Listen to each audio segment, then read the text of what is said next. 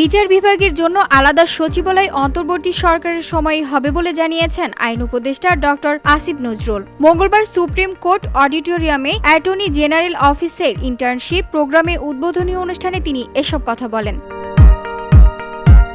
উপদেষ্টা বলেন, বিচার বিভাগের পৃথক সচিবালয় অন্তর্বর্তী সরকারের সময়ই হবে। বিচার বিভাগ পৃথক সচিবালয় আইন, গুমের আইন, দুদক আইন, হিউম্যান রাইটস আইন আগামী কয়েক সপ্তাহের মধ্যে সম্পন্ন হবে।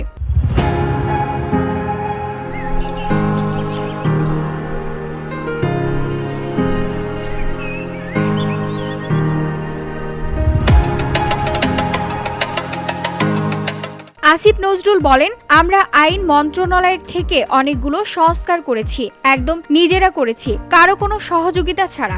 আদালতের রায় থেকে জরিমানা সরাসরি জেলখানায় পৌঁছে যাবে যেখানে আসামি আছে। এটা সরকারের টাকা দিয়ে করেছি, কারো সহযোগিতা লাগেনি। VOD Bangla news desk.